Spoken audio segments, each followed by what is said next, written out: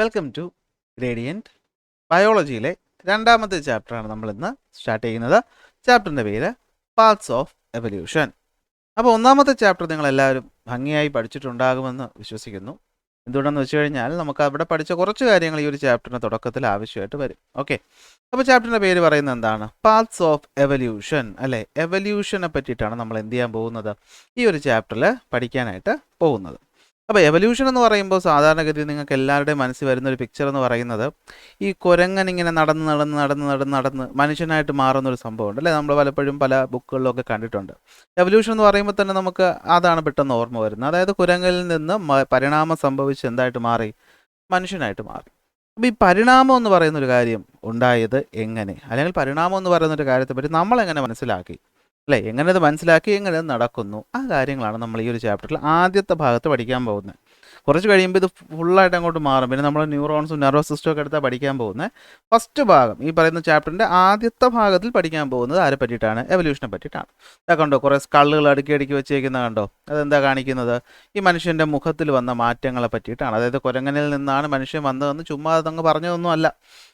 ചിലപ്പോൾ നിങ്ങളുടെയൊക്കെ സ്വഭാവം കാണുമ്പോൾ വീട്ടുകാർ പറയാറുണ്ട് അല്ലേ, ആ കുരങ്ങൻ പൂർണ്ണമായിട്ട് എന്ത് ചെയ്തിട്ടില്ല, മാറി വന്നിട്ടില്ല എന്നല്ലേ പറയാറില്ലേ. അപ്പോൾ അതുപോലെയൊക്കെ തന്നെ നമുക്ക് കുറേ സാമ്യതകളൊക്കെ ഉണ്ട്. അതൊക്കെ നമ്മൾ എടുത്താണ് പഠിച്ചത്. അതായത് ഫോസിലുകളെയൊക്കെ പറ്റി പഠിച്ചിട്ടാണ്. ഇവിടെ കുറേ കാര്യങ്ങൾ കണ്ടോ. അതായത് ഇവിടെ നിങ്ങൾ ശ്രദ്ധിച്ചാൽ കണ്ടോ, ഇവിടെ കുറേ കോഡൊക്കെ എഴുതി വെച്ചേക്കുന്നത് കണ്ടോ. എന്തുവാണ്? നമ്മുടെ ജനറ്റിക് കോഡാണ്. DNA-ക്കകത്ത് അഡനിൻ, ഗ്വാനിൻ, തൈമിൻ, സൈറ്റോസിൻ എന്ന് പറയുന്നത് ഒരു കോഡായിട്ട് എഴുതി വെച്ചേക്കും. ആ സീക്വൻസിന് നമ്മൾ എന്ത് വിളിക്കും? സീക്വൻസ് ഓഫ് DNA നമ്മൾ ജീൻ എന്ന് വിളിക്കും. ജീൻ അനുസരിച്ചാണ് എന്തുണ്ടാവുന്നത്? പ്രോട്ടീൻ ഉണ്ടാവുന്നത്. ആ പ്രോട്ടീൻ അനുസരിച്ചാണ് എന്തുണ്ടാവുന്നത്? ആ സെല്ല് പിന്നെ അങ്ങോട്ട് സെല്ല് ടിഷ്യൂ സിസ്റ്റമായി ഓർഗൻ സിസ്റ്റം ഒക്കെ ആയിട്ട് മാറി ഓർഗാനിസമായിട്ട് മാറുന്നതെന്നൊക്കെ നമ്മൾ പഠിച്ചിട്ടുണ്ടല്ലേ. അപ്പോൾ അതൊക്കെ ഓർമ്മ മനസ്സിലുണ്ടാവണം, എന്നാലേ പറയുന്ന കാര്യങ്ങൾ മനസ്സിലാവുള്ളൂ. അപ്പോൾ ഇവിടെ ആദ്യം ഒരു കേസ് സ്റ്റഡി തന്നിട്ടുണ്ട്. സോ കേസ് സ്റ്റഡി നമുക്ക് നോക്കാം. എന്താ കേസ് സ്റ്റഡി പറയുന്നത്? A young man who was admitted to hospital with severe cough and phlegm. അപ്പോൾ ഈ ഫ്ലഗം എന്ന് വെച്ച് കഴിഞ്ഞാൽ കഫം അതാണ് ഉദ്ദേശിക്കുന്നത്. അപ്പോൾ ചുമയും കഫക്കെട്ടുമായിട്ടൊരു പയ്യൻ എന്ത് ചെയ്തു? ആശുപത്രിയിലേക്ക് പോയി. അപ്പോൾ അവൻ്റെ ചെസ്റ്റിൻ്റെ എക്സ്റേയും ലങ്സ് ഫ്ലൂയിഡിൻ്റെ ടെസ്റ്റിംഗ് ഒക്കെ നടത്തിയിട്ട് മനസ്സിലാക്കി അവൻ എന്താണ്? ട്യൂബർകുലോസിസ് എന്ന് പറയുന്ന അസുഖമാണ്. മലയാളത്തിൽ ക്ഷയം എന്ന് പറയും. അപ്പോൾ ക്ഷയം അല്ലെങ്കിൽ ട്യൂബർകുലോസിസ് എന്ന അസുഖമാണ്. അപ്പോൾ അസുഖം വന്ന ഡോക്ടർ എന്ത് ചെയ്യും? ഡോക്ടർ മരുന്ന് കൊടുത്തു. ഡോക്ടർ ആൻറ്റിബയോട്ടിക് കൊടുത്തു അല്ലേ. ബാക്ടീരിയക്കെതിരെ പ്രവർത്തിക്കുന്ന മരുന്നിനെയാണ് നമ്മൾ ആൻറ്റിബയോട്ടിക് എന്ന് വിളിക്കുന്നത്. ഈ ആൻറ്റിബയോട്ടിക് കൊടുത്തു, 6 ആഴ്ചത്തേക്ക് കൊടുത്തു. പിന്നെ ഒരു 33 ആഴ്ചത്തേക്ക് എന്ത് ചെയ്തു? മരുന്ന് കൊടുത്തു.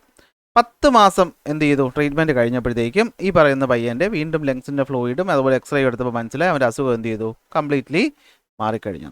പക്ഷെ സംഭവിച്ചത് എന്താണെന്ന് വെച്ച് കഴിഞ്ഞാൽ 2 മാസം കൂടെ കഴിഞ്ഞപ്പോഴത്തേക്കും ഈ പറയുന്ന അതേ ആൾ എന്ത് ചെയ്തു? വീണ്ടും അതേ അസുഖങ്ങളുമായിട്ട് എന്ത് ചെയ്തു? ആശുപത്രിയിൽ എത്തി. നോർമലി എന്ത് ചെയ്തു? വീണ്ടും ആൻറ്റിബയോട്ടിക് കൊടുത്തു. പക്ഷേ പ്രശ്നം മുമ്പ് കൊടുത്തതുപോലെ ഈ ആൻറ്റിബയോട്ടിക് കൊടുത്തപ്പോൾ അയാൾ അസുഖം മാറിയില്ല. 10 ദിവസത്തിന് ശേഷം ആ പറയുന്ന ആൾ എന്ത് ചെയ്തു? മരിച്ചു പോവുകയാണ് ചെയ്തത്. അപ്പോൾ ഒരേ അസുഖം, ഒരേ മരുന്ന്. ആദ്യം കൊടുത്തപ്പോൾ വർക്കായി, പിന്നീട് കൊടുത്തപ്പോൾ വർക്കായില്ല. എന്താ അതിൻ്റെ കാരണം എന്നറിയാൻ വേണ്ടിയിട്ട് അതിനെപ്പറ്റി കൂടുതൽ പരിശോധന നടത്തിയപ്പോൾ നമുക്ക് മനസ്സിലായി. DNA ലെവലിൽ നമ്മൾ ടെസ്റ്റിംഗ് നടത്തിയപ്പോൾ പിടികിട്ടിയ ഒരു കാര്യം എന്താണെന്ന് വെച്ച് കഴിഞ്ഞാൽ, ആദ്യം അസുഖം വന്നപ്പോൾ ഉണ്ടായ ബാക്ടീരിയയുടെ DNAയും രണ്ടാമത് അസുഖം വന്നപ്പോൾ ഉണ്ടായ ബാക്ടീരിയയുടെ DNAയും പരിശോധിച്ചപ്പോൾ രണ്ടാമത് വന്നപ്പോഴുള്ള DNAയിൽ ചെറിയ രീതിയിൽ വ്യത്യാസം സംഭവിച്ചിട്ടുണ്ട്. അതായത് മ്യൂട്ടേഷൻ സംഭവിച്ചിട്ടുണ്ട്. ഈ മ്യൂട്ടേഷൻ കാരണമാണ് എന്ത് പറ്റുന്നത്? അത് ആൻറ്റിബയോട്ടിക്കുകളെ റെസിസ്റ്റ് ചെയ്യുന്നത്. ഇതിൽ നിന്ന് നമുക്ക് എന്താ മനസ്സിലായത്? ബാക്ടീരിയ എന്ന് പറയുന്ന ആൾ ആരാണ്? ബാക്ടീരിയ എന്ന് പറയുന്ന ആ ഒരു ജീവി. ആ ഒരു ജീവിയെ കൊല്ലാനായിട്ട് നമ്മൾ കൊടുക്കുന്ന സാധനത്തിൻ്റെ പേരാണ് എന്ത്? ആൻറ്റിബയോട്ടിക് എന്ന് പറയുന്നത്. അപ്പോൾ ഈ ആൻറ്റിബയോട്ടിക് ആദ്യം കൊടുത്തപ്പോൾ ബാക്ടീരിയ എന്ത് ചെയ്തു? ചത്തുപോയി. പക്ഷേ ആ ബാക്ടീരിയ നിങ്ങളിങ്ങനെ മനസ്സിലാക്കിയാൽ മതി. ഈ കുട്ടിയുടെ ശരീരത്തിൽ നടന്ന കാര്യമായിട്ട് മനസ്സിലാക്കുക. ആദ്യം ഇവിടെ കുറേ ബാക്ടീരിയാസ് ഉണ്ടായിരുന്നു. ആ ബാക്ടീരിയ നല്ലൊരു കുടുംബമായിട്ട് എന്ത് ചെയ്തു? ഇവിടെ വന്നു. ബാക്ടീരിയയുടെ കുടുംബമായിട്ട് ഇവിടെ എത്തി, പണി തുടങ്ങി. നമ്മുടെ ശരീരം എന്ത് ചെയ്തു? അതിനെ എതിർക്കാൻ ശ്രമിച്ചു. കഫക്കെട്ടുണ്ടായി. ട്യൂബർകുലോസിസ് അസുഖം അതിൻ്റെ ബാക്ടീരിയയാണ് വന്നത്. അതിനെ ആദ്യം നമ്മൾ എന്ത് ചെയ്തു? ആൻറ്റിബയോട്ടിക് കൊടുത്തു. ഇവനെ ഇല്ലാതാക്കിയപ്പോഴത്തേക്കും നമ്മുടെ അസുഖത്തിൻ്റെ സിംറ്റം കുറഞ്ഞു, അസുഖം മാറി എന്ന് പറഞ്ഞു. പക്ഷേ മൊത്തം ബാക്ടീരിയ മരിച്ചോ എന്ന് ചോദിച്ചാൽ സംശയമാണ് അല്ലേ. നമ്മുടെ മധുരരാജ സിനിമയ്ക്കകത്തല്ല, പോക്കിരി രാജ സിനിമയിൽ നെടുമുടി വേണം പറയും പോലെ എനിക്ക് ഇനിയൊരു മകൻ കൂടെ ഉണ്ടെന്ന് പറഞ്ഞിട്ട് എന്ത് ചെയ്തു? വേറൊരു ബാക്ടീരിയ ഇവിടെ ഉണ്ടായിരുന്നു. ആ ബാക്ടീരിയയുടെ പ്രത്യേകത ഇതിലെന്ത് സംഭവിച്ചിട്ടുണ്ടായിരുന്നു? ഇതിൽ ചെറിയ രീതിയിലുള്ള മ്യൂട്ടേഷൻ സംഭവിച്ചിട്ടുണ്ടായിരുന്നു അല്ലേ. എന്ത് സംഭവിച്ചിട്ടുണ്ടായിരുന്നു? മ്യൂട്ടേഷൻ സംഭവിച്ചിട്ടുണ്ടായിരുന്നു അല്ലേ. പോക്കിരാജ സിനിമ ആലോചിച്ച് നോക്കിയേ. അതിൽ നല്ലവനായ പൃഥ്വിരാജ് അല്ലേ, മാഷായിട്ടുള്ള നെടുമുടി വേണം, നല്ലൊരു കുടുംബം. അപ്പോൾ ആ കുടുംബത്തിൽ നിന്ന് പോക്കിരിയായ ഒരുത്തൻ ഉണ്ടാവുമെന്ന് ആർക്കെങ്കിലും വിചാരിക്കാൻ പറ്റുമോ? ഇല്ല. അപ്പോൾ അതുപോലെ ഇവിടെയും നല്ല രീതിയിൽ പൊക്കോണ്ടിരുന്ന ബാക്ടീരിയ, പാവം മനുഷ്യന്മാർ ട്യൂബർകുലോസിസ് വന്ന് കൊന്നുകൊണ്ടിരുന്ന നല്ലവനായ പാവം ബാക്ടീരിയാസ് വന്നു. അതിനാര് വന്നു? ദുഷ്ടനായ ആൻറ്റിബയോട്ടിക്സ് വന്ന് കൊന്നുകളഞ്ഞു. ഇതെവിടെ? ഇത് ബാക്ടീരിയയുടെ ലോകത്ത് നടക്കുന്ന കഥയാണ്. ഓക്കെ, എന്ത് ചെയ്തു? ആൻറ്റിബയോട്ടിക് വന്ന് കൊന്നുകളഞ്ഞു. എല്ലാവരും ചത്തു എന്ന് വിചാരിച്ച് ആൻറ്റിബയോട്ടിക് എന്ത് ചെയ്തു? പണി നിർത്തിപ്പോയി. ഡോക്ടേഴ്സ് വിശ്വസിച്ചു അസുഖം മാറിയെന്ന്, എല്ലാം ഓക്കെ. അപ്പോഴത്തേക്കുമാണ് മ്യൂട്ടേഷൻ സംഭവിച്ച് ആര് വരുന്നത്? ബാക്ടീരിയ വരുന്നത്. ഈ ബാക്ടീരിയയുടെ പ്രത്യേകത എന്താണ്? ഈ രണ്ടാമത് വന്നപ്പോൾ ഇതേ ആൻറ്റിബയോട്ടിക് കൊണ്ടുവന്ന് ഇവനിട്ട് നമ്മൾ പണി കൊടുക്കാൻ നോക്കിയപ്പോൾ അവൻ പറഞ്ഞു കഴിച്ചു പോടാന്ന്. കാരണം എന്താണ്? അവനതൊന്നും ഏക്കത്തില്ല. അവനെന്താണ്? ആൻറ്റിബയോട്ടിക് റെസിസ്റ്റൻ്റ് ആണ്. എന്തുവാണ്? ആൻറ്റിബയോട്ടിക് റെസിസ്റ്റൻ്റ് ആണ്. അപ്പോൾ ഇതിവിടെ നടക്കുന്നത് എന്തുകൊണ്ടെന്ന് വെച്ച് കഴിഞ്ഞാൽ, ബാക്ടീരിയ ആയിക്കോട്ടെ, എന്തോ ജീവി വേണമെങ്കിലും ആയിക്കോട്ടെ, അതിൻ്റെ സറൗണ്ടിങ്ങിനനുസരിച്ച് അതിന് മാറ്റങ്ങൾ സംഭവിച്ചുകൊണ്ടേ ഇരിക്കും. കാരണം എല്ലാ ജീവികൾക്കും ലക്ഷ്യമെന്ന് പറയുന്നത് സർവൈവ് ചെയ്യുക എന്നുള്ളതാണ്. അപ്പോൾ സർവൈവ് ചെയ്യുന്നതിന് എതിരായിട്ട് എന്ത് കാര്യം വന്നാലും അതിനെതിരെ പ്രവർത്തിക്കാൻ ശരീരം പതുക്കെ പതുക്കെ ശ്രമിക്കും. ആ ശ്രമത്തിൻ്റെ ഫലമായിട്ട് മാറ്റങ്ങൾ സംഭവിക്കും. ഇപ്പം നിങ്ങൾക്ക് തന്നെ അറിയാം, നമ്മൾ കഴിഞ്ഞ ചാപ്റ്ററിൽ പഠിച്ചു, 2 രീതിയിലാണ് അല്ലേ എല്ലാ ഓർഗാനിസവും അച്ഛനും അമ്മയും ചേർന്ന് ഒരു കുട്ടി ഫോം ചെയ്യുമ്പോഴത്തേക്കും അച്ഛനും അമ്മയുടെ എല്ലാ ക്യാരക്ടേഴ്സും അതുപോലെ കുട്ടിക്ക് കിട്ടത്തില്ല. അവിടെ ചില വ്യത്യാസങ്ങളുണ്ടാകും അല്ലേ. ആ വ്യത്യാസം നമ്മൾ എന്ത് വിളിച്ചു? വേരിയേഷൻ എന്ന് വിളിച്ചു. എന്ത് വിളിച്ചു? വേരിയേഷൻ. വേരിയേഷൻ 2 രീതിയിൽ നടക്കുമെന്ന് നമുക്കറിയാം. ഒന്ന് ഗ്യാമേറ്റ് ഫോം ചെയ്യുമ്പോൾ ക്രോസിംഗ് ഓവർ വെച്ചിട്ട് എന്ത് ചെയ്യും? വ്യത്യാസം വരും. അതുപോലെ സഡൻ ഹെറിറ്റബിൾ ചേഞ്ച് ആയിട്ടുള്ള മ്യൂട്ടേഷൻ വഴി എന്ത് ചെയ്യും? വ്യത്യാസം ഉണ്ടാകും. ഇവിടെ മ്യൂട്ടേഷൻ സംഭവിച്ച് എന്ത് ചെയ്തു? പുതിയ ഒരു ബാക്ടീരിയ ഗ്രൂപ്പ് ഫോം ചെയ്തു. അവരുടെ പ്രത്യേകത എന്താണ്? They are resistant to the antibiotic. ഇത്തരം ആൾക്കാരെ സൂപ്പർ ബഗ് എന്നാണ് മെഡിക്കൽ ഫീൽഡിൽ വിളിക്കാറ്. അപ്പോൾ എന്ത് പറ്റി? പുതിയ ബാക്ടീരിയാസ് വന്നു. അവരെ ആർക്ക് റെസിസ്റ്റ് ചെയ്യാൻ പറ്റിയില്ല? ഈ പറയുന്ന ആൻറ്റിബയോട്ടിക്കിന് റെസിസ്റ്റ് ചെയ്യാനായിട്ട് പറ്റിയില്ല. കഥ പിടികിട്ടിയല്ലോ. അപ്പോൾ നോക്കടാ, what was the treatment given initially to cure the disease എന്ന് ചോദിച്ചാൽ എന്താണ്? ആൻറ്റിബയോട്ടിക് കൊടുത്തു, അസുഖം മാറി. എഴുതിക്കോളണം. Why didn't the disease get cured even after giving treatment for the second time? എന്തുകൊണ്ടാണ്? Because in the second time the bacteria were resistant to the antibiotic. How did the tuberculosis bacteria acquire the resistance to antibiotic? Through mutation. Mutation വഴി എന്ത് ചെയ്തു? അതിന് ആ പറയുന്ന ആൻറ്റിബയോട്ടിക്കിനെ resist ചെയ്യാനുള്ള ശക്തി കിട്ടി. അങ്ങനെ ഈ ബാക്ടീരിയ, അപ്പം നമ്മുടെ മാഷും പൃഥ്വിരാജും എല്ലാം മരിച്ചു. പിന്നെ ആരാ ഉള്ളത്? നമ്മുടെ പോക്കറ്റ് രാജയാണുള്ളത്. അപ്പോൾ ഇയാളുടെ കുട്ടികൾ എന്ന് പറഞ്ഞു പോകുമ്പോഴത്തേക്കും എന്ത് പറ്റും? അവർക്കെല്ലാവർക്കും ഈ പറയുന്ന റെസിസ്റ്റ് ചെയ്യാനുള്ള ക്യാരക്ടറുകൾ എന്ത് ചെയ്യും? ഇൻഹെറിറ്റ് ചെയ്ത് പോകും. എന്ത് ചെയ്യും? ഇൻഹെറിറ്റ് ചെയ്ത് പോകുമ്പോൾ പുതിയ ആൻറ്റിബയോട്ടിക് ഏൽക്കാത്ത ഒരു ഗ്രൂപ്പ് ഓഫ് ബാക്ടീരിയാസ് വരും. ആലോചിച്ച് നോക്കി. ഇവിടെ പലതരം ബാക്ടീരിയാസ് ഉണ്ടായിരുന്നു. ആ ബാക്ടീരിയാസിനകത്ത് നമ്മൾ കണ്ടൊരു കാര്യം എന്താ? എല്ലാവരും ഉണ്ടായിരുന്നു. അതിൽ ഒരാൾക്ക് മാത്രം എന്താണ്? ആൻറ്റിബയോട്ടിക് റെസിസ്റ്റ് ചെയ്യാനുള്ള ക്യാരക്ടർ അക്വയർ ചെയ്ത് കിട്ടി. ത്രൂ മ്യൂട്ടേഷനിലൂടെ എന്ത് ചെയ്തു? കിട്ടി. അപ്പോൾ സറൗണ്ടിങ് എന്ന് പറയുന്നത് ബാക്ടീരിയയ്ക്ക് എതിരായിരുന്നു. കാരണം സറൗണ്ടിങ്ങിന് മൊത്തം എന്തുണ്ട്? ആൻറ്റിബയോട്ടിക് ഉണ്ട്. അപ്പോൾ ആൻറ്റിബയോട്ടിക് ഉള്ളതുകൊണ്ട് തന്നെ റെസിസ്റ്റ് ചെയ്യാൻ പറ്റാത്ത ബാക്ടീരിയാസ് മൊത്തം അവിടെ നിന്ന് പിക്ചറിൽ നിന്ന് ഔട്ടായി. ആര് മാത്രം ബാക്കിയായി? റെസിസ്റ്റ് ചെയ്യാൻ പറ്റുന്ന ബാക്ടീരിയ മാത്രം ബാക്കിയായി. അപ്പോൾ ആ ബാക്ടീരിയ എന്ത് ചെയ്യും? റീപ്രൊഡ്യൂസ് ചെയ്ത് പുതിയ ബാക്ടീരിയാസ് ഉണ്ടാവും. അപ്പോൾ സിറ്റുവേഷൻ അനുസരിച്ച് ആരാണോ മാറിയത് അവൻ എന്ത് ചെയ്തു? സർവൈവ് ചെയ്തു. ബാക്കിയുള്ളവരെല്ലാം എന്ത് ചെയ്തു? ഇല്ലാതായിട്ട് പോയി. അങ്ങനെ ഇത് കണ്ടിന്യൂ ചെയ്ത് പോയി കഴിഞ്ഞാൽ ഭാവി കാലത്ത് എന്ത് വരും? ട്യൂബർകുലോസിസ് എന്ന അസുഖത്തിന് നമ്മൾ ഇന്ന് കണ്ടുപിടിച്ച മരുന്ന് ഏൽക്കാത്ത ഒരു രോഗമായിട്ട് ഇത് മാറും. അതായത് ആൻറ്റിബയോട്ടിക് ഏൽക്കാത്ത ബാക്ടീരിയാസ് ഫോം ചെയ്യും. അത് നല്ലൊരു കാര്യമാണോ എന്ന് ചോദിച്ചാൽ ഒരിക്കലും അല്ല. ആൻറ്റി മൈക്രോബിയൽ റെസിസ്റ്റൻസ് എന്നാണ് അതിനെ പറയുന്നത്. അത് കാരണം എന്താണ്? ഭയങ്കര ഹെൽത്ത് കൺസേൺ ആണ് ഉണ്ടാകുന്നത് അല്ലേ. അസുഖങ്ങൾ നമുക്ക് മാറ്റാൻ പറ്റാത്തൊരവസ്ഥ വരും. അതുകൊണ്ടാണ് മെഡിക്കൽ ഫീൽഡിൽ എപ്പോഴും റിസർച്ചുകൾ നടത്തിക്കൊണ്ടേ ഇരിക്കുന്നത്. അത്തരം ബാക്ടീരിയകളെയാണ് നമ്മൾ സൂപ്പർ ബഗ് എന്ന് വിളിക്കുന്നത്. എന്ത് എഫക്റ്റ് ചെയ്യത്തില്ല? ഈ പറയുന്ന ആൻറ്റിബയോട്ടിക് എഫക്റ്റ് ചെയ്യത്തില്ല. അപ്പോൾ നിങ്ങൾ ചോദിക്കും, എവല്യൂഷൻ പഠിക്കാൻ പോകുന്ന ഞങ്ങൾക്ക് എന്തിനാണ് ഈ ഒരു കഥ പറഞ്ഞു തന്നെ? ഇവിടെ നോക്കിക്കോ, ഇതാണ് point. Organism adapt to survive the changes in their environment. ഇതാണ് ഏറ്റവും ഇമ്പോർട്ടൻറ്റ് പോയിന്റ്. ഓർഗാനിസങ്ങൾ എപ്പോഴും എന്ത് ചെയ്യും? അതിൻ്റെ ചുറ്റുമുണ്ടാകുന്ന മാറ്റങ്ങൾക്കനുസരിച്ച് അവരിലും മാറ്റങ്ങൾ വരുത്തി സർവൈവ് ചെയ്യാനായിട്ട് ശ്രമിക്കും. ഈ ഒരു ലക്ഷ്യത്തിൻ്റെ ഫലമായിട്ടാണ് എന്തുണ്ടാകുന്നത്? എവല്യൂഷൻ എന്ന് പറയുന്ന ഒരു കാര്യം ഉണ്ടാകുന്നത്. നമ്മുടെ ഇന്ന് ഈ കാണുന്ന ബയോഡൈവേഴ്സിറ്റി അല്ലെ, ജൈവ വൈവിധ്യമാർന്ന ആനിമൽസും പ്ലാന്റ്സും അതുപോലെ നമ്മളെപ്പോലെയുള്ള ആൾക്കാരും ഒക്കെ ഉള്ളത് എന്തുകൊണ്ടാണ്? ഈ പറയുന്ന സർവൈവ് ചെയ്യാനുള്ള വ്യത്യാസം കൊണ്ടാണ്. അത് നിങ്ങൾക്ക് തന്നെ അറിയാം അല്ലേ. ആദ്യകാല മനുഷ്യന്മാരെ അപേക്ഷിച്ച് നമുക്ക് ഒരുപാട് വ്യത്യാസങ്ങളൊക്കെ ഉണ്ട്. കാരണം നമ്മൾ ഇന്ന് ജീവിക്കുന്ന സാഹചര്യവും അവർ ജീവിച്ച സാഹചര്യവും വ്യത്യാസമാണ്. അപ്പോൾ ചുറ്റുപാടിനനുസരിച്ച് ആൾക്കാരിൽ മാറ്റം വരും. അങ്ങനെയുള്ള കാര്യത്തെ ആണ് നമ്മൾ എന്ത് വിളിക്കുന്നത്? എവല്യൂഷൻ എന്ന് വിളിക്കുന്നത്. എന്തെന്ന് വിളിക്കുന്നത്? എവല്യൂഷൻ എന്ന് വിളിക്കുന്നത്. ദ എൻക്വയറി അല്ലെ, ഈ ഒരു കാര്യത്തെ പറ്റിയുള്ള പഠനമാണ് എവല്യൂഷൻ എന്ന് പറയുന്ന ഒരു കാര്യത്തിലേക്ക് നമ്മളെ കൊണ്ടെത്തിച്ചത്. അപ്പോൾ എവല്യൂഷനിലോട്ട് നമ്മൾ പഠിക്കാൻ പോവുകയാണ്. പണ്ടത്തെ കഥയാണ്. അപ്പോൾ നിങ്ങൾ ഇതിലെ പല പോയിന്റുകളും കേൾക്കുമ്പോൾ വിചാരിക്കും ഇവരൊക്കെ എന്താ പൊട്ടന്മാരാണോ എന്ന്. പക്ഷേ ആലോചിക്കണം, ഇത് 19-ാം നൂറ്റാണ്ടിൽ നടക്കുന്ന കാര്യമാണ്. ഓക്കെ, 19th സെഞ്ച്വറി, അതായത് 1800-കൾ കഴിഞ്ഞ് നടക്കുന്ന സമയമാണ്. അന്ന് നമുക്ക് ഈ പറയുന്ന ജീനും അതുപോലെ തന്നെ DNA-യും പറ്റിയിട്ടുള്ള ഇത്ര വ്യക്തമായ അറിവൊന്നും ഇല്ലായിരുന്നു. അപ്പോൾ ചുറ്റും കണ്ട കാര്യങ്ങൾ ഒബ്സർവ് ചെയ്താണ് അവർ തിയറികൾ ഉണ്ടാക്കിയത്.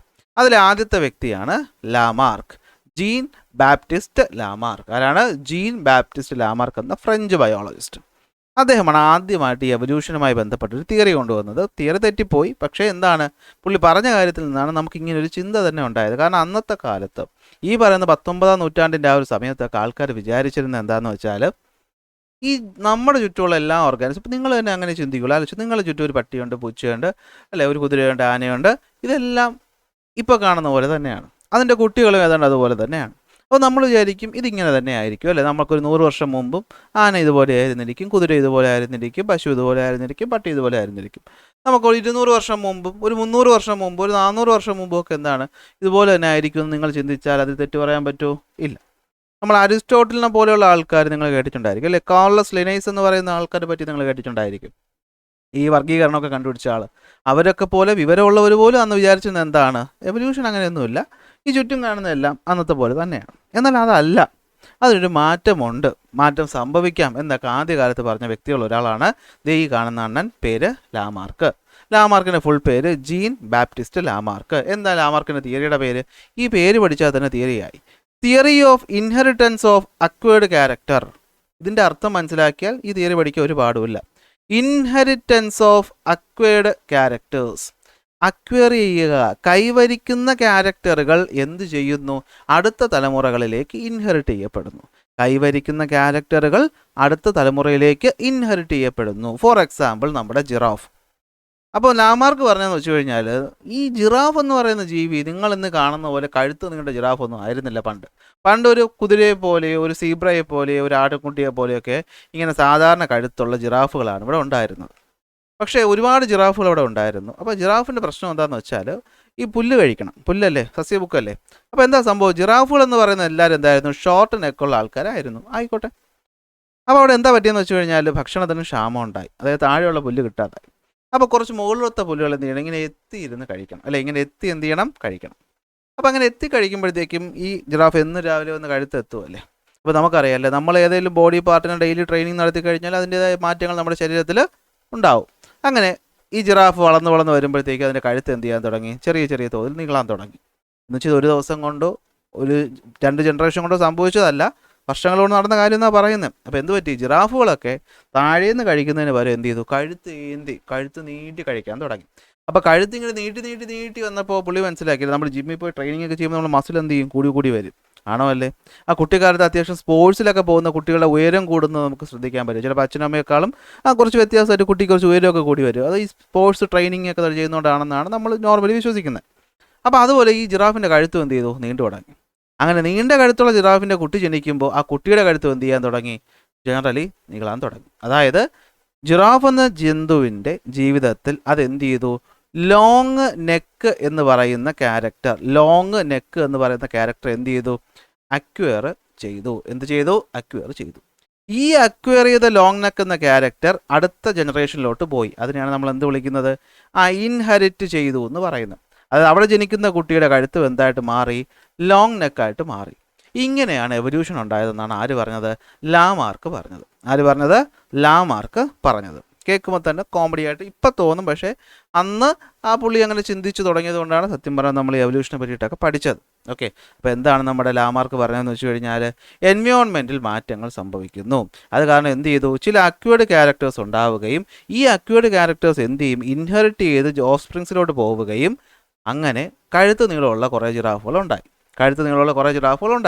ഇനി കുറേ ജിറാഫുകൾ എന്ത് ചെയ്തിട്ടുണ്ടായിരുന്നു, അത്രയ്ക്കൊന്നും മെനക്കെടാൻ ശ്രമിച്ചില്ല. അതായത് അത് ജീവിച്ചിരുന്നപ്പോൾ അത്രത്തോളം കഴുത്ത് നീട്ടി നോക്കാനൊന്നും നോക്കിയില്ല, കിട്ടുന്ന പുല്ല് മതി അല്ലെങ്കിൽ പട്ടിണി കിടക്കാമെന്ന് വിചാരിച്ചിരുന്നു. ഇനി അങ്ങനത്തെ ജിറാഫിനുണ്ടാകുന്ന കുട്ടിയുടെ കഴുത്ത് എങ്ങനെ തന്നെ ആയിരിക്കും, അത് ഷോർട്ടായിട്ടുള്ള നെക്ക് തന്നെ ആയിരിക്കും. അതെന്തായിരിക്കും, ഷോർട്ടായിട്ടുള്ള നെക്ക് തന്നെ ആയിരിക്കും. അപ്പോൾ എന്ത് പറ്റി, ക്ഷാമം കടുത്തു, താഴെ ഒട്ടും പുല്ല് കിട്ടാതായി. ഇപ്പോൾ ഇവിടെ ആരൊക്കെയുണ്ട്, കഴുത്ത് നീളമുള്ള ജിറാഫും ഉണ്ട്, കഴുത്ത് നീളം കുറഞ്ഞ ജിറാഫും ഉണ്ട്. ഏത് ജിറാഫ് ജീവിക്കും, കഴുത്ത് നീളമുള്ള ജിറാഫ് ജീവിക്കും. കാരണം ജന്തുക്കളല്ലേ, അത് ഒരെണ്ണം പുല്ല് പറിച്ച് മറ്റേ താഴെയുള്ള ജന്തുവിന് കൊടുക്കുകയൊന്നുമില്ലല്ലോ. മനുഷ്യന്മാരെ പോലെ അത്ര വിവരമൊന്നും ജന്തുക്കൾക്കില്ലല്ലോ. അങ്ങനെ ഷോർട്ട് നെക്കുള്ള ജിറാഫുകൾ ചത്തൊടുങ്ങുകയും ലോങ് നെക്കുള്ള ജിറാഫുകൾ ജീവിക്കുകയും ചെയ്തു. അങ്ങനെയാണ് ഈ ലോങ് നെക്കുള്ള ജിറാഫുകൾ വീണ്ടും ലോങ് നെക്കുള്ള ജിറാഫിനെ ഉണ്ടാക്കി, വീണ്ടും ലോങ് നെക്കുള്ള ജിറാഫിനെ ഉണ്ടാക്കി. അങ്ങനെ ജിറാഫുകൾ നമ്മൾ കാണുന്നതെല്ലാം എന്തായിട്ട് മാറി? ലോങ് നെക്കുള്ളതായിട്ട് മാറി. ഇതിനെയാണ് theory of inheritance of acquired character എന്ന് ലാമാർക്കിസത്തിൽ പറയുന്നത്. അപ്പോൾ എന്താ ലാമാർക്ക് പറഞ്ഞതെന്ന് നമുക്ക് നോക്കിക്കഴിഞ്ഞാൽ ഇത് ഇത്രയേ ഉള്ളൂ. നോക്കിയോ, ലാമാർക്ക് തിയറിയുടെ പേര് പറഞ്ഞേടാ, theory of inheritance of acquired character, propose ചെയ്തത് ജീൻ ബാപ്റ്റിസ്റ്റ് ലാമാർക്ക് എന്ന ഫ്രഞ്ച് ബയോളജിസ്റ്റ്. എന്തൊക്കെയാണ് ഈ പറയുന്നത്? നിങ്ങൾ പരീക്ഷയ്ക്ക് വേണ്ടി പഠിക്കാനുള്ള ഇമ്പോർട്ടൻറ്റ് പോയിന്റുകളാണ് ഇവിടെ ഞാൻ പറയുന്നത്. ഇപ്പോൾ കഥ പറഞ്ഞു തന്നു, ഇത് നമുക്ക് പരീക്ഷയ്ക്ക് പഠിക്കണ്ടേ? എന്ത് പഠിക്കുക? ഒന്ന്, ചേഞ്ച് ഇൻ എൻവയോൺമെൻറ്റ്, ചുറ്റുപാടിന് മാറ്റം ഉണ്ടാകുന്നു അല്ലേ. നമ്മൾ പറഞ്ഞു മ്യൂട്ടേഷൻ്റെ കേസ് തന്നെ അതാണ്. അതായത് ദ എൻവയോൺമെൻറ്റൽ ആൾട്രേഷൻ സംഭവിക്കുന്ന കാരണം എന്ത് പറ്റി? Scarcity of ground level vegetation ഉണ്ടായി. അതെന്ത് ചെയ്തു? ഓർഗാനിസങ്ങൾ നിർബന്ധിതനായി എന്തിനു വേണ്ടിയിട്ട്? പുതിയ കണ്ടീഷൻ അഡാപ്റ്റ് ചെയ്യാൻ വേണ്ടിയിട്ട്.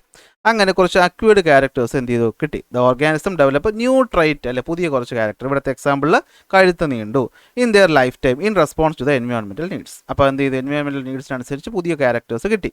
ഇപ്പോൾ എക്സാമ്പിളാണ് ജിറാഫിൻ്റെ സ്ട്രെച്ച്ഡ് നെക്ക് എന്ന് പറയുന്നത്. അങ്ങനെ എന്ത് പറ്റി?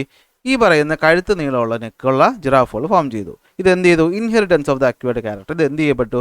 The trait acquired during the organism's life time were believed to be passed on to their offsprings അല്ലേ.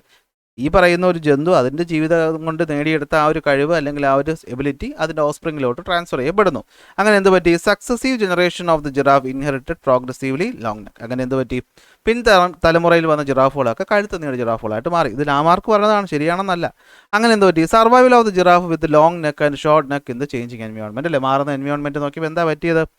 In the environment where food was only available at higher branches, giraffe with longer neck had to survival advantage those over the short neck അല്ലേ. അങ്ങനെ short neck ഉള്ളത് ഇല്ലാതാവുകയും long neck ഉള്ളതാവുകയും പിന്നീടുള്ള കാലത്ത് long neck ജിറാഫുകൾ മാത്രമായി മാറുകയും ചെയ്തു എന്ന് ആര് പറഞ്ഞു? ലാമാർക്ക് പറഞ്ഞു. കേൾക്കുമ്പോൾ തന്നെ അറിയാം സംഭവം തെറ്റാണ്. പിൽക്കാലത്ത് അത് എന്ത് ചെയ്തു? പ്രൂവ് ചെയ്തു. Later scientist proved that the acquired characters do not impart changes in the genetic structure of the organism, therefore they are not inherited. നമ്മൾ പറയാറുണ്ട് അല്ലേ, അച്ഛൻ ആനപ്പുറത്ത് കയറി എന്ന് പറഞ്ഞ് മകൻ്റെ പുറകിൽ എന്തുണ്ടാവത്തില്ല? തഴമ്പുണ്ടാവത്തില്ല അല്ലേ. അതായത് അച്ഛൻ ഡോക്ടറാണെന്ന് പറഞ്ഞ് മോൻ ഡോക്ടറാവണമെന്ന് നിർബന്ധമൊന്നുമില്ല അല്ലേ. കാരണം അച്ഛൻ കുറേ പഠിച്ചുള്ള അക്വേർഡ് ക്യാരക്ടേഴ്സ് ഉണ്ടാക്കിയെന്ന് വെച്ച് മകൻ അത് കിട്ടുമോ അല്ലേ? അത് ഉണ്ടാവണമെന്ന് നമുക്ക് ഉറപ്പൊന്നും പറയാൻ പറ്റത്തില്ല. ഉണ്ടാകാം, പക്ഷേ അത് ഈ പറഞ്ഞ പോലെ നമ്മൾ അക്വയർ ചെയ്യുന്നത് ട്രാൻസ്ഫർ ആവുന്നതല്ല, അത് ജനറ്റിക് കാര്യമാണ്. അത് പിന്നീട് നമ്മൾ മനസ്സിലാക്കി. അങ്ങനെ ലാമാർക്ക് തെറ്റാന്ന് പറഞ്ഞു. ഈ ലാമാർക്ക് മരിച്ച് 2 കൊല്ലം കഴിയുമ്പോഴത്തേക്കും വേറൊരാളുണ്ട്, പേര് ചാൾസ് ഡാർവിൻ. പേര് നിങ്ങളെല്ലാവരും കേട്ടിട്ടുണ്ട്. ഈ ചാൾസ് ഡാർവിൻ എന്ന് പറയുന്ന വ്യക്തി ഒരു യാത്ര പോവുകയാണ്. ഇവിടെ പോവുകയാണ്, ഒരു യാത്ര പോവുകയാണ്. അപ്പോൾ അതിന് മുമ്പ് ചാൾസ് ഡാർവിൻ്റെ പേര് അറിയാം നിങ്ങൾക്ക്. അദ്ദേഹം പറഞ്ഞ നിയമത്തിൻ്റെ പേര് ഡാർവിനിസം എന്നാണ്. തിയറിയുടെ പേര് തിയറി ഓഫ് നാച്ചുറൽ സെലക്ഷൻ. അതായത് ഡാർവിൻ പറഞ്ഞത് അക്വേർഡ് ക്യാരക്ടറൊന്നും കുട്ടികളിൽ പോകുന്നതൊന്നും അല്ല, നടക്കുന്നത് എന്താണ്? പ്രകൃതിയാണ് തീരുമാനിക്കുന്നത് ഇവിടെ ആര് വളരണം ആര് വീഴണമെന്ന് ഉള്ള കാര്യം. Theory of natural selection. നാച്ചുറാണ് എന്ത് ചെയ്യുന്നത്? സെലക്ട് ചെയ്ത്. നിങ്ങൾ അങ്ങനെ ആലോചിച്ചാൽ മതി. നേച്ചറാണ് സെലക്ട് ചെയ്യുന്നത്. നമ്മുടെ ജോലി ഓഫ് സ്പ്രിങ്സിനെ ഉണ്ടാക്കി അങ്ങോട്ട് വിടുക എന്നുള്ളതേ ഉള്ളൂ. ഇതിൽ ആരൊക്കെ വളരണം ആരൊക്കെ വളരണ്ടെന്ന് തീരുമാനിക്കുന്ന ആരാണ്? പ്രകൃതിയാണ്. അത് നോക്കിക്കോളും, അല്ലെങ്കിൽ അതനുസരിച്ചാണ് ഓർഗാനിസങ്ങളിൽ മാറ്റം വരുന്നതെന്നാണ് ഡാർവിൻ പറഞ്ഞ തിയറിയുടെ പേര് തിയറി ഓഫ് നാച്ചുറൽ സെലക്ഷൻ പറഞ്ഞത് ഡാർവിൻ. അപ്പോൾ ലാമാർക്ക് മരിച്ച് 2 കൊല്ലം കഴിയുമ്പോഴത്തേക്കും ഡാർവിൻ എവിടെ പോവുകയാണ്? ഒരു യാത്ര പോവുകയാണ്. കപ്പലിൻ്റെ പേര് HMS ബീഗൾ. കപ്പലിൻ്റെ പേര് HMS ബീഗൾ എന്ന് പറയുന്ന കപ്പൽ. അതെന്ത് ചെയ്യുമെന്ന് വെച്ച് കഴിഞ്ഞാൽ നമ്മുടെ സൗത്ത് അമേരിക്ക അതിൻ്റെ ഇപ്പുറത്തുള്ള ഗാലപ്പാഗോസ് ഐലൻഡ്, ഇവിടെ കാണുന്ന ഓസ്ട്രേലിയയൊക്കെ ഇങ്ങനെ ചുറ്റിക്കറങ്ങി പോവുക എന്നുള്ളതായിരുന്നു ആരുടെ ഉദ്ദേശം? HMS ബീഗളിലെ ഉദ്ദേശം. അതിൽ ചാൾസ് ഡാർവിൻ എന്ന് പറയുന്ന ആരായിരുന്നു? ഒരു ആവറേജ് സ്റ്റുഡൻ്റ് ആയിരുന്നു. പുള്ളിക്ക് എന്താണ്? ഈ പ്രകൃതിയെ പറ്റി പഠിക്കാൻ ഭയങ്കര ഇഷ്ടമാണ്. പക്ഷേ HMS ബീഗിളിൽ കയറി പോയത് പ്രകൃതിയെ പറ്റി പഠിക്കാനല്ല, മാപ്പ് മേക്കിംഗ്, കാർട്ടോഗ്രാഫി എന്ന് പറയുന്ന മാപ്പ് മേക്കിങ്ങിന് വേണ്ടിയിട്ട് അയാൾ എന്ത് ചെയ്യണം? ട്രാവൽ ചെയ്യുകയാണ്. പക്ഷേ പ്രകൃതി ഇഷ്ടമായതുകൊണ്ട് എന്ത് ചെയ്യും? പ്രകൃതി കാണുന്ന കാര്യങ്ങളൊക്കെ അദ്ദേഹം എന്ത് ചെയ്യും? ഒരു ചെറിയ പുസ്തകത്തിനകത്ത് ഇങ്ങനെ എഴുതി വയ്ക്കുമായിരുന്നു. ഓക്കെ, ഇത് അദ്ദേഹത്തിൻ്റെ ഫേമസ് പുസ്തകത്തിൻ്റെ പേരാണ്. ഇതുപോലെ ചെറിയ നോട്ടുകൾ ഉണ്ടാക്കി അദ്ദേഹം എഴുതി വയ്ക്കുമായിരുന്നു. അങ്ങനെ ഈ പറഞ്ഞ് എഴുതി വെച്ച് അദ്ദേഹം യാത്രയൊക്കെ പോയിട്ട് എന്ത് ചെയ്യുവാണ്? കുറേ ദിവസം കഴിഞ്ഞ് 1836 തിരികെ എത്തുവാണ്. തിരികെ എത്തിയിട്ട് അദ്ദേഹം ഈ പറയുന്ന കുറിപ്പൊക്കെ എടുത്ത് ഇങ്ങനെ വായിച്ചു നോക്കിയപ്പോൾ അദ്ദേഹത്തിന് കുറേ കാര്യങ്ങൾ മനസ്സിലായി. മാത്രമല്ല അന്നുണ്ടായിരുന്ന 2 ആൾക്കാരായിട്ടുള്ള, ഒന്ന് തോമസ് മാൽട്ടസ് എന്ന് പറയുന്ന എക്കണോമിസ്റ്റും അതുപോലെ തന്നെ ആൽഫ്രഡ് റസൽ വാലസ് എന്ന് പറയുന്ന ബയോളജിസ്റ്റിൻ്റെയും കുറേ തിയറികളൊക്കെ ഇദ്ദേഹം എന്ത് ചെയ്തു? വായിച്ചപ്പോൾ അദ്ദേഹത്തിന് ഇതെല്ലാം കൂടെ കൂട്ടി വായിച്ചപ്പോൾ പുതിയൊരു തിയറി ഉണ്ടാക്കിയെടുക്കാൻ തോന്നി. ആ തിയറിയുടെ പേരാണ് എന്ത്? തിയറി ഓഫ് എവല്യൂഷൻ എന്ന് പറയുന്നത്. Evolution theory, origin of the species എന്ന് പറഞ്ഞ പേരിൽ എന്ത് ചെയ്യുന്നു? അദ്ദേഹം പുറത്തിറക്കുന്നുണ്ട്. അതിലോട്ട് നമുക്ക് വരാം. ഇത്രയും കാര്യം ഓക്കെ ആണല്ലോ. അപ്പോൾ എന്താ പറഞ്ഞത്? ലാമാർക്കിന് ശേഷം ഡാർവിൻ എന്ന് പറയുന്ന ഒരു പയ്യൻ, 22 വയസ്സുള്ള പയ്യൻ എന്ത് ചെയ്യുകയാണ്? ഒരു യാത്ര പോവുകയാണ് HMS ബീഗിൾ എന്ന കപ്പലിൽ. സൗത്ത് അമേരിക്കയും ഗാലപ്പാഗോസ്, സൗത്ത് അമേരിക്ക, ഇതാണ് സൗത്ത് അമേരിക്ക കേട്ടോ. അതിന് ഇപ്പുറത്തായിട്ട് കാണുന്ന ഒരു ഐലൻഡാണ് ഗാലപ്പാഗോസ് ഐലൻഡ്. ഓസ്ട്രേലിയയൊക്കെ ചുറ്റി കറങ്ങി പോകുന്നതായിരുന്നു. ലക്ഷ്യം 5 കൊല്ലത്തേക്കുള്ള യാത്രയാണ്. യാത്ര പുറപ്പെട്ടു. യാത്ര പോകുന്ന വഴിക്ക് അദ്ദേഹം പ്രകൃതിയോടുള്ള താല്പര്യം കാരണം കാര്യങ്ങളൊക്കെ നോട്ട് ചെയ്ത് വെച്ചു. ഇംഗ്ലണ്ടിലേക്ക് തിരിച്ചെത്തി. എത്തിയതിനു ശേഷം അദ്ദേഹം എന്ത് ചെയ്തു? ഈ പറയുന്ന തോമസ് മാൾട്ടസിൻ്റെ എക്കണോമിക്സ് തിയറി അദ്ദേഹം പറഞ്ഞ എന്താണെന്ന് വെച്ച് കഴിഞ്ഞാൽ, ഇവിടെ പോപ്പുലേഷൻ കൂടി പോവുകയാണ്. ആര്? തോമസ് മാൾട്ടസ് പറഞ്ഞ കാര്യമാണ്. പോപ്പുലേഷൻ ഇങ്ങനെ കൂടി പോയി കഴിഞ്ഞാൽ ഇവിടെ ആഹാരമൊന്നും ആവശ്യത്തിന് കിട്ടത്തില്ല. അതായത് മനുഷ്യൻ്റെ പോപ്പുലേഷൻ കൂടിക്കൊണ്ടിരിക്കുകയാണ്. ഓവർ പോപ്പുലേഷൻ സംഭവിച്ചുകൊണ്ടിരിക്കുകയാണ്. എന്ത് സംഭവിച്ചുകൊണ്ടിരിക്കുകയാണ്? Over population സംഭവിച്ചുകൊണ്ടിരിക്കുകയാണ്. അപ്പോൾ ഇങ്ങനെ പോയി കഴിഞ്ഞാൽ ഇവിടെ ഭക്ഷണത്തിനും കാര്യങ്ങൾക്കൊക്കെ ഒരു ബുദ്ധിമുട്ടുണ്ടാവും. അത് കാരണം യുദ്ധവും പോവർട്ടിയൊക്കെ ഉണ്ടാവും. അപ്പോൾ ഡാർവിൻ ഇതിനെ വേറൊരു രീതിയിൽ കണ്ടു. അപ്പോൾ ഇത് മനുഷ്യരിൽ മാത്രമാണോ ഉള്ളത്? അല്ല. മൃഗങ്ങളിലുണ്ടോ? ഉണ്ട്. ചെടികളിലുണ്ടോ? ഉണ്ട്. ഇതെല്ലായിടത്തും എന്താണ്? ആവശ്യത്തിൽ കൂടുതൽ കുട്ടികൾ ജനിക്കുകയാണ്, അല്ലേ? ഓഫ്സ്പ്രിങ്സ് കൂടുതൽ ഉണ്ടാവുകയാണ്. അപ്പോൾ ഈ ഓഫ്സ്പ്രിങ്സ് കൂടുതൽ ഉണ്ടാവുകയാണെങ്കിൽ അതിൽ കുറേ എണ്ണം ചത്തു പോവുകയാണ്, കുറേ എണ്ണം എന്ത് ചെയ്യുന്നുള്ളൂ? ജീവിച്ചിരിക്കുന്നുള്ളൂ. അപ്പോൾ അതിന് പ്രകൃതിക്ക് എന്തോ ഒരു കളിയില്ലേ എന്ന് ആര് ചിന്തിച്ചു? ഡാർവിൻ ചിന്തിച്ചു. നല്ല കാര്യമാണ്. അതുപോലെ ഈ പറയുന്ന ആരാണ്? ആൽഫ്രഡ് റസലിൻ്റെ തിയറികളും കൂടെ ഒക്കെ സ്വാധീനിച്ച് അദ്ദേഹം എന്ത് ചെയ്യുവാണ്? ഡാർവിൻസ് തിയറി ഓഫ് എവല്യൂഷൻ എന്ന് പറഞ്ഞിട്ട് എന്ത് ചെയ്യാണ്? പബ്ലിഷ് ചെയ്യുകയാണ്. പുസ്തകത്തിൻ്റെ പേര് on the origin of species. പുസ്തകത്തിൻ്റെ പേര് on the origin of species എന്ന പുസ്തകം. ആദ്യം ആസ് യൂഷ്വൽ സൊസൈറ്റി, അന്നത്തെ ശാസ്ത്രലോകം പറയുന്നു എടുത്തുകൊണ്ട് പോടാ ഇതൊക്കെ തെറ്റാണെന്ന്. പിന്നെ ഇവർ തന്നെ എന്ത് ചെയ്യുന്നു? അത് അംഗീകരിക്കുന്നു. അങ്ങനെ ഉണ്ടാകുന്ന തിയറിയാണ് theory of natural selection. Theory of natural selection. അപ്പോൾ തിയറി ഓഫ് നാച്ചുറൽ സെലക്ഷൻ ഉണ്ടാക്കാൻ പോവുകയാണ്, പഠിക്കാൻ പോവുകയാണ്. റെഡിയല്ല? എല്ലാവരും ശ്രദ്ധിച്ചിരിക്കുക. സിമ്പിൾ കഥയാണ്, പക്ഷേ മനസ്സിലാക്കിയെടുക്കണം. തിയറി ഓഫ് നാച്ചുറൽ സെലക്ഷൻ എങ്ങനെയാണ് ഡാർവിൻ ഉണ്ടാക്കിയതെന്ന് ചോദിച്ചു കഴിഞ്ഞാൽ, നമ്മൾ ഡാർവിൻ ഒരു കിളിയെ കണ്ടു. അതിൻ്റെ പേരാണ് ഫിഞ്ച്, കുരുവി. ഡാർവിൻ്റെ കുരുവികൾ അല്ലെങ്കിൽ ഡാർവിൻ ഫിഞ്ചസ് എന്നാണ് ഇവരെ വിളിക്കുന്നത്.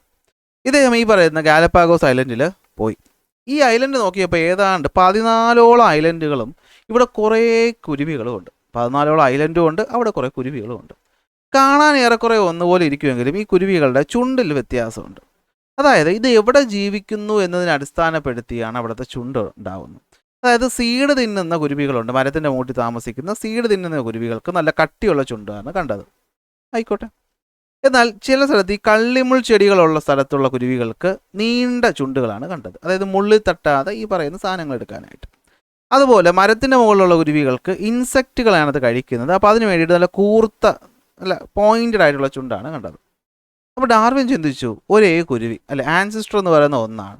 പക്ഷേ അവിടെ നിന്ന് പല പല വെറൈറ്റീസ് ഓഫ് കുരുവീസാണ് എന്ത് ചെയ്തത്? ഫോം ചെയ്തത്. എന്തുകൊണ്ടാണ് ഇത്തരം വെറൈറ്റീസ് ഓഫ് കുരുവികൾ ഉണ്ടായതെന്ന് അദ്ദേഹം ആഞ്ഞു ചിന്തിച്ചു.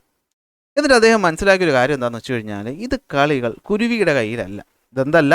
കുരുവികളുടെ കയ്യിലല്ല കളിയിരിക്കുന്നത്. കളിയിരിക്കുന്ന ആരുടെ കയ്യിലാണ്? നേച്ചറിൻ്റെ കയ്യിലാണ്, പ്രകൃതിയുടെ കയ്യിലാണ്. അതായത് കുരുവികൾ ഉണ്ടാകുന്നു. ഇവിടെയാണ് നമ്മുടെ ഫസ്റ്റ് ചാപ്റ്ററിൻ്റെ ഒരു ആവശ്യം നിങ്ങൾക്ക് വരുന്നത്. നിങ്ങൾക്ക് ഓർമ്മയുണ്ടോടാ? നമ്മൾ മോണോ ഹൈബ്രിഡ് ക്രോസ് പഠിച്ചപ്പോഴത്തേക്കും ഫസ്റ്റ് ജനറേഷനിൽ എല്ലാവരും പാരൻറ്റിനെ പോലെ ഇരുന്നു. സെക്കൻഡ് ജനറേഷൻ മോണോ ഹൈബ്രിഡ് വേണ്ട, ഡൈ ഹൈബ്രിഡ് വെച്ച് പറയാം, അതാണ് കുറച്ചുകൂടി എളുപ്പം. ഡൈ ഹൈബ്രിഡ് ക്രോസ് പഠിച്ചപ്പോൾ നമ്മൾ പറഞ്ഞു tall and round seed, dwarf and wrinkled സീഡുള്ള ചെടികൾ ക്രോസ് ചെയ്ത് വന്നപ്പോഴത്തേക്ക് അവസാനം 9:3:3:1 റേഷ്യോയിൽ നമുക്ക് F2 ജനറേഷനിൽ എന്ത് കിട്ടി? ഓർഗാനിസങ്ങളെ കിട്ടി, അല്ലെങ്കിൽ ഈ പറയുന്ന ട്രൈറ്റുകൾ കിട്ടി. അതായത് പാരൻറ്റിൽ നിന്നും വ്യത്യാസമായിട്ടുള്ള കുറേ എണ്ണം എന്ത് ചെയ്യുന്നുണ്ട്? ഫോം ചെയ്യുന്നുണ്ട്. ഇതാണ് നമ്മൾ വേരിയേഷൻ എന്ന പേരിൽ പഠിച്ചത്, അല്ലേ?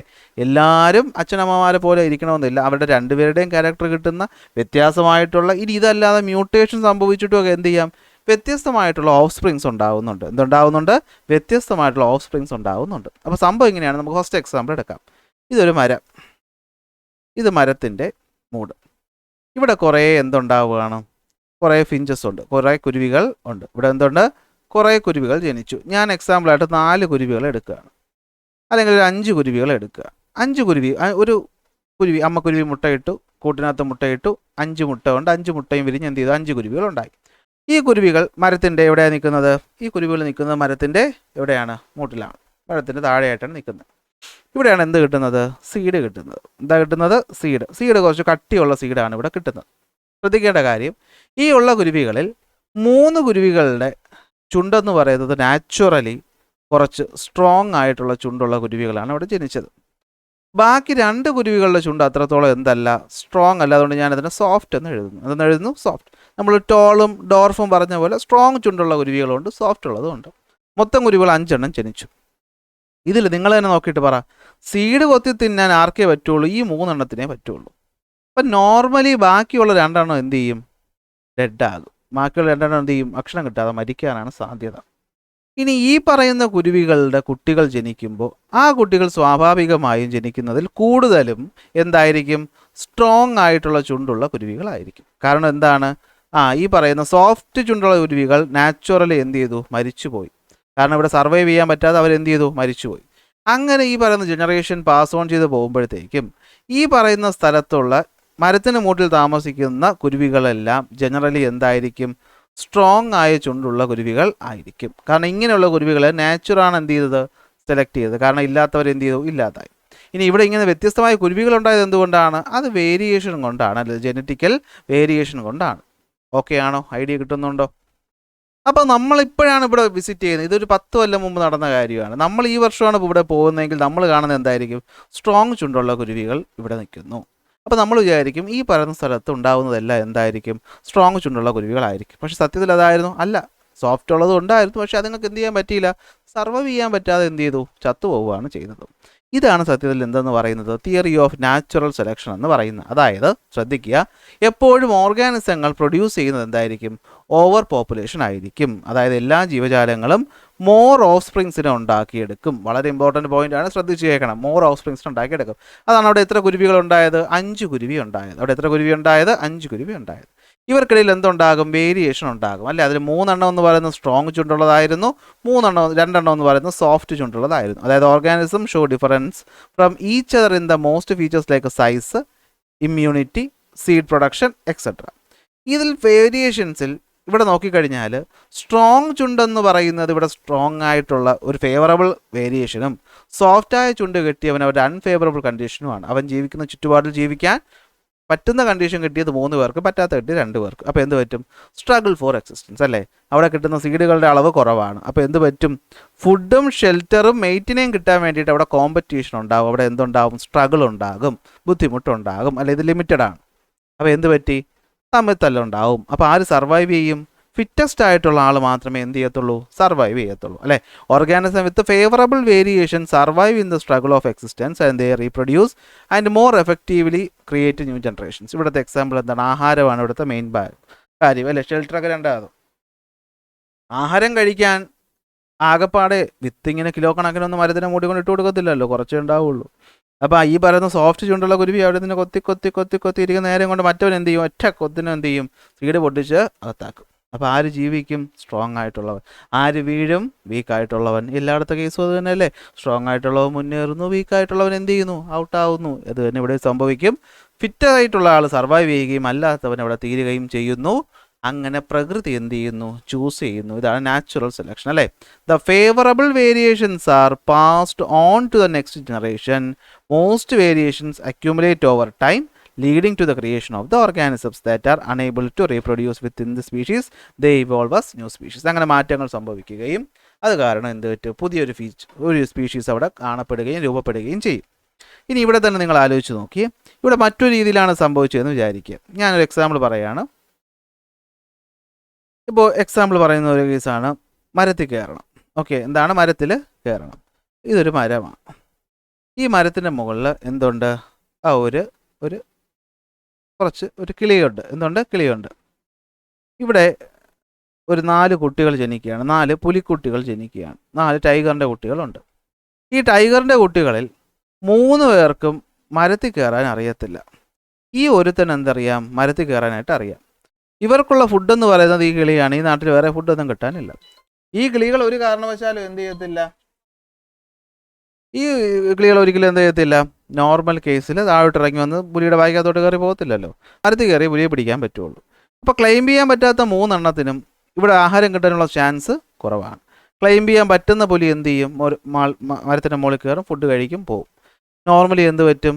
ഇവൻ റീപ്രൊഡ്യൂസ് ചെയ്യുമ്പോൾ എന്ത് പറ്റും? ഇവൻ റീപ്രൊഡ്യൂസ് ഇവിടെ ഒരുത്തനെയും കൂടി ആഡ് ചെയ്യാം, അല്ലേ? അപ്പോൾ റീപ്രൊഡക്ഷൻ പറ്റുള്ളൂ. ബാക്കി 3 എണ്ണം എന്ത് ചെയ്യും? റീപ്രൊഡ്യൂസ് ചെയ്യും. പക്ഷേ കിട്ടുന്നത് എന്തായിരിക്കും? 90% കിട്ടാൻ ചാൻസ് മരം കയറാൻ അറിഞ്ഞിടാത്തവനായിരിക്കും. എന്നാൽ ഈ പറയുന്ന കയറാൻ അറിയാവുന്നവൻ കിട്ടുമ്പോൾ മാക്സിമം കിട്ടുന്നത് എന്തായിരിക്കും? ഇപ്പോൾ 3:1 റേഷ്യോ എടുത്തോട്ടെ. 3 എണ്ണം കിട്ടുന്നത് എന്തായിരിക്കും? 3:1 റേഷ്യോ എടുന്ന് വന്നെന്നുള്ള അറിയാമല്ലോ, ഫസ്റ്റ് ചാപ്റ്റർ പഠിച്ചതാണ്. 3 എണ്ണം എന്തായിരിക്കും? F2 ജനറേഷനിൽ മരം കയറാൻ അറിയാമെന്നുള്ളതിന് ഒരുത്തനായിരിക്കും കയറാൻ അറിയാത്തവൻ, അവൻ ചത്തുപോകും. ബാക്കി ഈ 3 വീണ്ടും റീപ്രൊഡ്യൂസ് ചെയ്യുമ്പോൾ അടുത്ത 3 കിട്ടും, അല്ലാത്തത് പോകും. അങ്ങനെ മരം കയറാൻ പറ്റുക എന്ന് പറയുന്ന ആ ഒരു ട്രൈറ്റ് കിട്ടുന്ന ആൾക്കാർ സർവൈവ് ചെയ്യും, അല്ലാത്തവൻ എന്ത് ചെയ്യും, മാറും.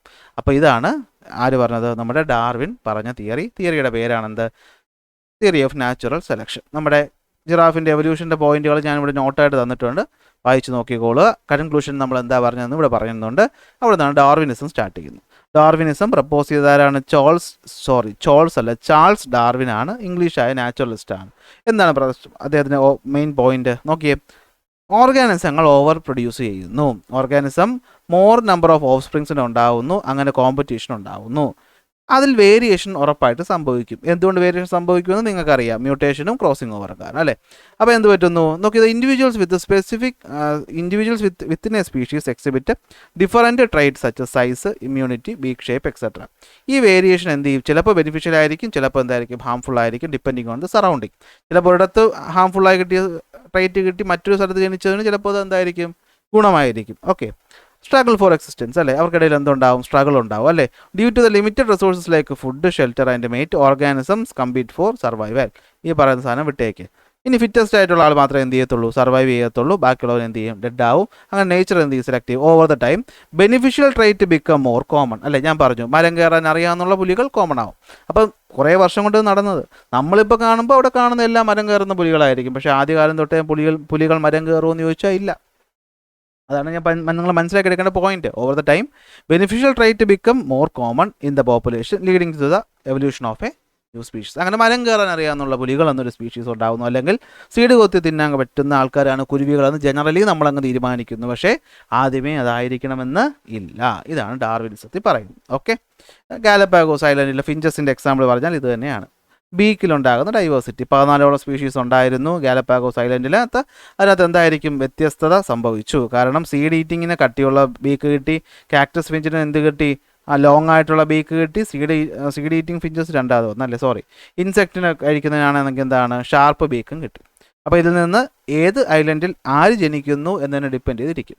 സീഡുള്ള ഐലൻഡിൽ ജനിച്ച സ്ട്രോങ് ബീക്ക് ഉള്ളവൻ സർവൈവ് ചെയ്യും, കാക്ടസ് ഉള്ള ഐലൻഡിൽ ജനിച്ച ലോങ് ബീക്ക് ഉള്ളവൻ സർവൈവ് ചെയ്യും, ഇൻസെക്റ്റിനെ കഴിക്കുന്ന സ്ഥലത്ത് ജനിച്ച ഈ പറയുന്ന എന്താണ് ഫിഞ്ചസിൻ്റെ പോയിന്റഡ് ബീക്കുള്ളവൻ സർവൈവ് ചെയ്യും, ബാക്കിയുള്ളവൻ ഇല്ലാതാവും. അങ്ങനെയാണ് എവല്യൂഷൻ ഉണ്ടാവുന്നത്. Okay, finches with beak suit for the available food sources add a survival advantage.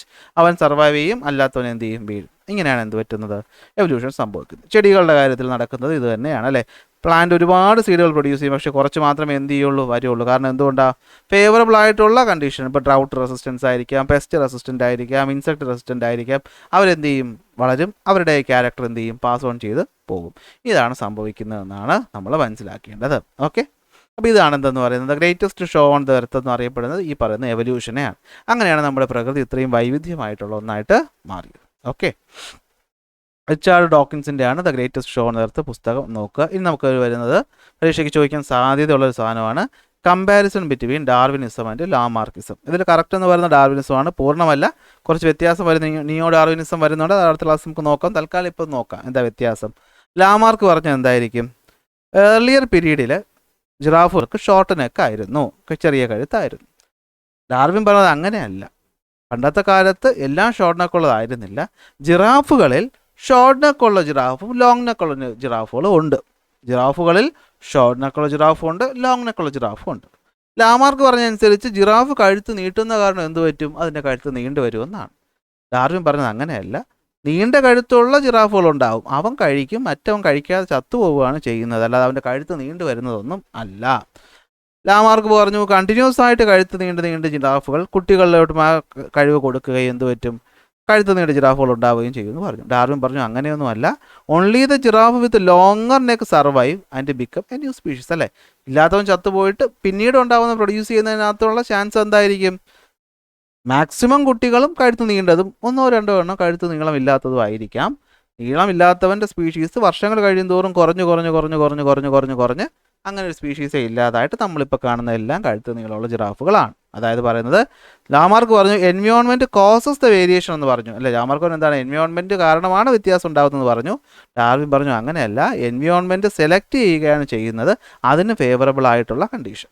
ഇതാണ് രണ്ടും തമ്മിലുള്ള വ്യത്യാസം. ഞാനിവിടെ ഒരു ടേബിളിനകത്ത് ആ പോയിന്റുകളെല്ലാം ഇവിടെ എന്ത് ചെയ്തിട്ടുണ്ട്, വ്യക്തമായിട്ട് കൊടുത്തിട്ടുണ്ട്. അതൊന്ന് വായിച്ച് നോക്കിയാൽ നിങ്ങൾക്ക് കിട്ടും. ഇതോടുകൂടി നമ്മുടെ ടെക്സ്റ്റ് ബുക്കിൻ്റെ ഫസ്റ്റ് പാർട്ട് തീരുന്നു. ഇനി വരുന്ന നിയോ ഡാർവിനിസം ചെറിയൊരു ഭാഗം. അത് കഴിഞ്ഞിട്ട് നമ്മൾ വളരെ പുതിയൊരു ടോപ്പിക്കിലോട്ട് പോകാൻ പോവുകയാണ്. എവല്യൂഷനിലെ ഈ പറഞ്ഞ തിയറീസൊക്കെ മാറിയിട്ട് മറ്റ് ടോപ്പിക്കിലോട്ട് പോവുകയാണ്. അപ്പോൾ ക്ലാസ്സുകൾ ഇഷ്ടപ്പെട്ടാൽ ലൈക്ക് ചെയ്യുക, ഷെയർ ചെയ്യുക, സബ്സ്ക്രൈബ് ചെയ്യുക. അടുത്ത ക്ലാസ്സിൽ അടുത്ത ടോപ്പിക്കായിട്ട് കാണാം.